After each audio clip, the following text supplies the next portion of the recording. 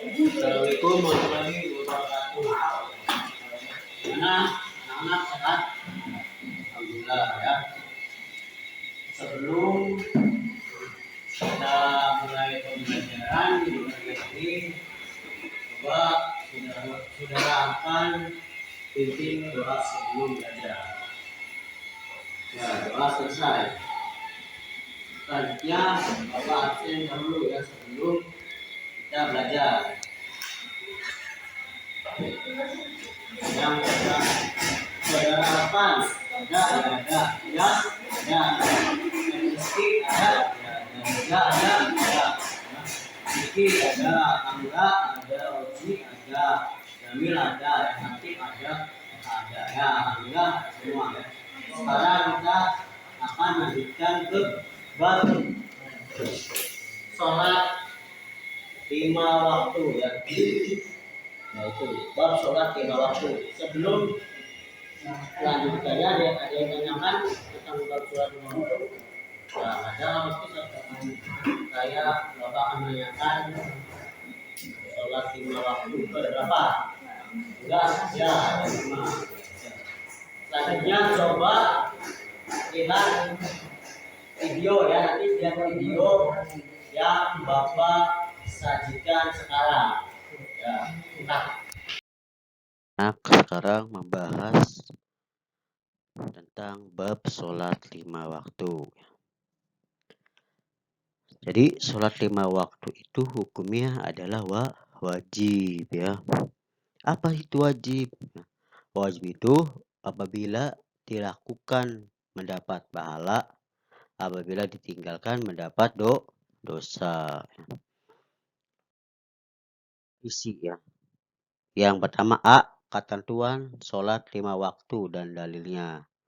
B, syarat sholat. C, sunnah sholat. D, yang membatalkan sholat. E, rukun dan syarat sholat. F, ketentuan waktu sholat fardu. G, tata cara sholat 5 waktu.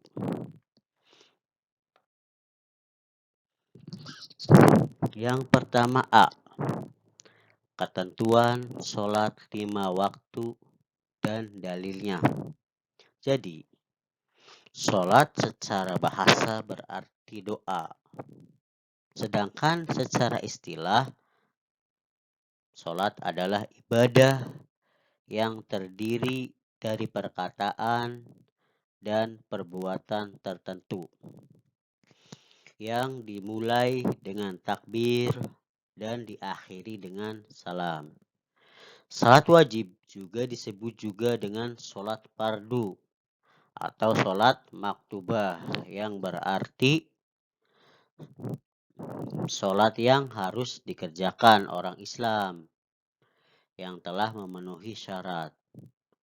Sholat wajib juga dibagi menjadi 2 macam ya, yaitu sholat fardu ain.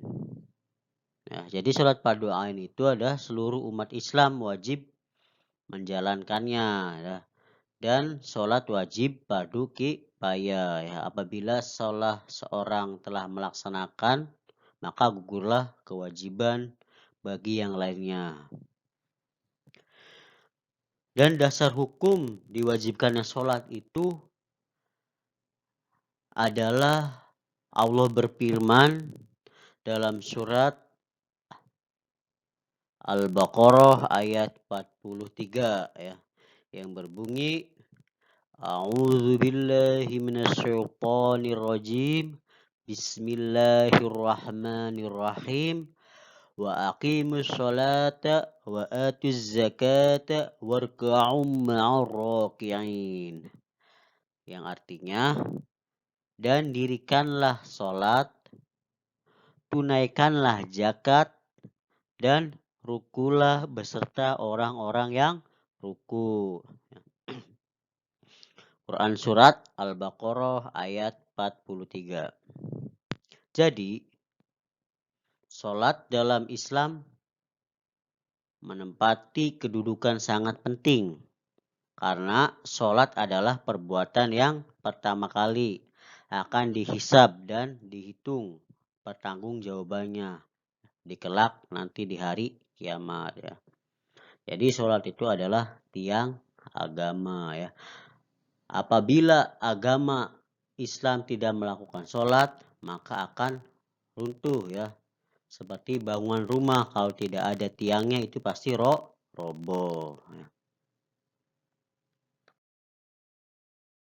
Selanjutnya itu B ya, syarat sholat. Jadi syarat sholat itu dibagi menjadi dua ya. Yang pertama adalah syarat sah sholat. Dan yang kedua adalah syarat wajib sholat. Yang pertama syarat sah sholat itu dibagi menjadi 5 ya. Yang pertama suci badan dari hadas besar maupun hadas kecil. Yang kedua suci badan, pakaian dan tempat dari najis. Yang ketiga menutup aurat ya. Jadi aurat laki-laki adalah antara pusar sampai lutut ya. Sedangkan aurat perempuan adalah seluruh anggota badan kecuali kedua telapak tangan dan wajah. Yang keempat telah masuk waktu sholat. Jadi sholat tidak wajib dilaksanakan kecuali apabila sudah masuk waktunya dan tidak sah hukumnya sholat yang dilaksanakan sebelum masuk waktunya. Dan yang kelima adalah menghadap kiblat.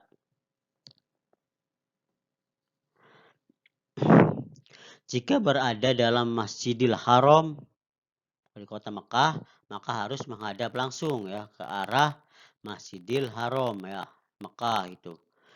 Dan jika jauh dari Baitullah, maka cukup menghadap ke arahnya.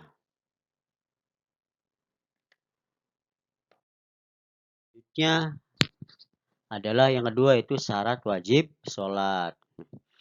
Syarat wajib sholat dibagi menjadi 6 ya. Yang pertama itu Islam ya. Maka tidak sah sholat yang dilakukan oleh orang kafir dan tidak diterima, begitu pula halnya semua amalan yang mereka lakukan ya. Dan yang kedua adalah balik. Jadi balik itu adalah laki-laki telah keluar sperma atau sudah berumur 15 tahun. Dan perempuan telah keluar darah haid atau sudah berumur 15 tahun. Akan tetapi, anak kecil itu hendaknya diperintahkan untuk melakukan atau melaksanakan sholat sejak berumur 7 tahun dan sholatnya itu sunnah baginya. Yang ketiga, berakal. Maka tidaklah wajib sholat itu bagi orang gila atau orang yang mabuk. Yang keempat, suci dari haid dan nifas bagi perempuan. Yang kelima, telah sampai dakwah kepadanya. Yang keenam, terjaga, tidak sedang tidur. Itu C, sunnah sholat. Sunnah sholat merupakan ucapan atau gerakan yang dilaksanakan dalam sholat selain rukun sholat. Sunnah-sunnah sholat dibagi menjadi 2 ya. Yaitu yang pertama sunnah ab'ad. Sunnah ab'ad adalah amalan sunnah dalam sholat yang apabila terlupakan harus diganti dengan sujud sahwi. Yang termasuk sunnah ab'ad adalah yang pertama itu tasyahud awal. Yang kedua membaca sholawat pada tasyahud awal. Yang ketiga membaca sholawat atas keluarga Nabi Muhammad Sallallahu Alaihi Wasallam pada tasyahud akhir. Yang keempat membaca kunut pada sholat subuh dan sholat witir pada pertengahan hingga akhir bulan Ramadan. Yang kedua adalah sunnah hayat. Jadi sunnah hayat adalah amalan sunnah dalam sholat yang apabila terlupakan dan tidak perlu diganti dengan sujud sahwi. Yang termasuk sunnah hayat adalah yang pertama itu mengangkat tangan ketika takbiratul ihram sampai sejajar, ya, sejajar dengan ujung jari dan telinga dan telapak tangan sampai bahu. Yang kedua itu meletakkan tangan kanan di atas tangan kiri ketika sedekap. Yang ketiga memandang ke tempat sujud kecuali waktu membaca asyhadu alla ilaha illallah. Ketika itu pandangan ke telunjuk tangan. Dan yang keempat membaca doa iftitah. Itu tumak ninah, ya, diam sejenak sebelum atau sesudah membaca surat Al-Fatihah. Yang keenam mengucapkan lafal amin sudah membaca surat Al-Fatihah. Dan yang ketujuh membaca surat selain surat Al-Fatihah setelah membaca surat Al-Fatihah. Yang kedelapan mendengarkan bacaan imam, ya, itu bagi makmum. Yang kesembilan mengeraskan suara pada 2 rakaat pertama sholat maghrib, isya, dan subuh. Yang ke-10 membaca takbir intiqol setiap ganti gerakan kecuali ketika berdiri dari ruku. Yang terakhir yang 11 membaca ketika i'tidal, itu ya. Itu adalah sunnah hayat, ya. Yang selanjutnya D, ya, yang membatalkan sholat. Adapun yang membatalkan sholat antara lain yang pertama adalah berbicara dengan sengaja. Yang kedua itu tertawa. Yang ketiga itu berhadas besar maupun kecil. Yang keempat terbukanya aurat. Yang kelima merubah niat. Yang keenam membelakangi kiblat. Yang ketujuh makan dan minum. Yang kedelapan murtad. Yang kesembilan meninggalkan salah satu rukun sholat dengan sengaja, ya. Yang kesembilan bergerak dengan sebanyak 3 kali gerakan atau lebih berturut-turut, ya, itu adalah yang membatalkan sholat. Selanjutnya adalah rukun dan syarat sholat.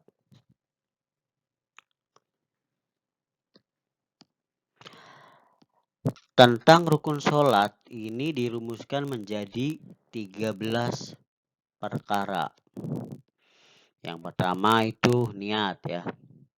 Artinya menyengaja di dalam hati untuk melakukan sholat. Niat adalah rukun kolbi, ya. Para ulama menuntun dengan melafalkan niat. Yang kedua itu berdiri bagi yang berkuasa. Jika tidak dapat berdiri maka boleh dengan duduk. Dan jika tidak dapat duduk boleh dengan berbaring. Yang ketiga takbiratul ihram, yaitu membaca Allahu Akbar. Yang keempat membaca surat Al-Fatihah. Yang kelima ruku dan tumak ninah, artinya membungkuk sehingga punggung menjadi sama datar dengan leher dan kedua belah tangannya memegang lutut. Dan yang keenam i'tidal dengan tumak ninah, artinya bangun dari ruku dan kembali tegak lurus tumak ninah. Yang ketujuh sujud 2 kali dengan tumak ninah, yaitu meletakkan kedua lutut, kedua tangan kening, dan hidung ke atas lantai. Anggota sujud ialah kening atau dahi, kedua telapak tangan, kedua lutut, dan kedua telapak kaki. Yang kedelapan, duduk antara dua sujud dengan tumak ninah. Artinya bangun kembali setelah sujud yang pertama untuk duduk sebentar.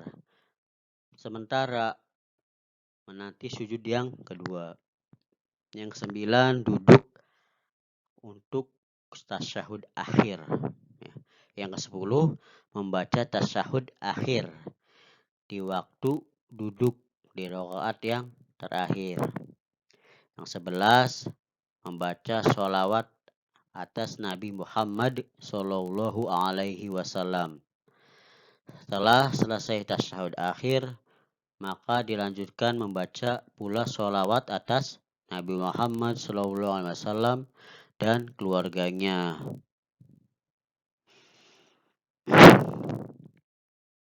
Dan yang ke-12, mengucapkan salam. Yang pertama, bila setelah selesai membaca tasyahud akhir dan sholawat atas Nabi Muhammad SAW dan keluarga beliau, maka memberi salam. Yang diwajibkan hanya salam pertama. Dan yang terakhir yaitu tertib. Artinya berturut-turut menurut peraturan yang telah ditentukan ya. Itu adalah rukun sholat ya, itu ada 13. Selanjutnya ketentuan waktu sholat. Jadi waktu sholat itu ada 5 ya, sholat wajib itu. Yang pertama itu sholat zuhur. Awal waktunya setelah condong matahari ke barat dari pertengahan langit, dan waktunya apabila bayang-bayang telah sama panjangnya dengan sesuatu. Yang kedua itu waktu asar ya. Jadi waktu sholat asar itu waktunya mulai dari habis waktu zuhur sampai terbenamnya matahari. Yang ketiga waktu maghrib ya. Waktu maghrib itu adalah waktunya dari terbenam matahari sampai terbenam syapak merah. Jadi cahaya merah di kaki langit sebelah barat. Yang keempat itu sholat isya. Jadi waktu sholat isya dari hilangnya syapak merah sampai terbit fajar shidik. Jadi Rasulullah SAW kerap kali mengakhirkan isya hingga sepertiga malam. Dan yang kelima dan yang terakhir itu waktu sholat subuh ya. Jadi sholat subuh itu waktunya dari terbit fajar shidik sampai terbitnya matahari ya. Itu adalah waktu-waktu sholat.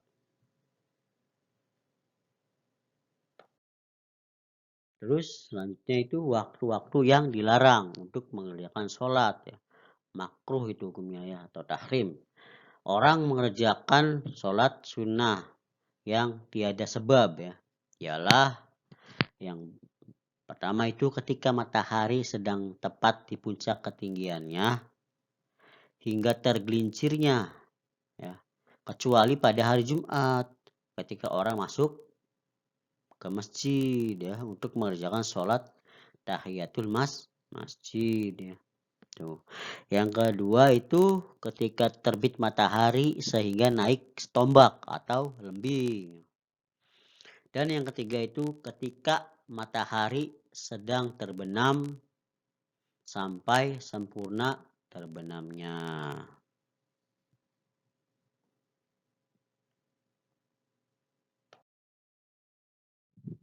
Ya, jadi itu adalah tentang macam-macam ketentuan sholat fardu atau sholat 5 waktu. Ya.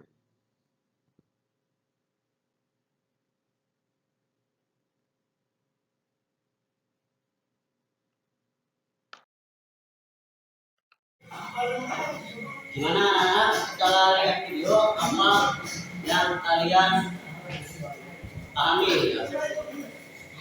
Ya coba Angga, ada berapa rukun? Berapa syarat sholat? Ya dua. Yang pertama itu syarat sah sholat, yang kedua ada syarat wajib sholat. Jadi intinya kita itu harus melakukan sholat 5 waktu sebagai orang Islam. Kalau kita melaksanakan sholat 5 waktu itu kita akan mendapat dosa. Ya, alhamdulillah ada yang sudah paham semua.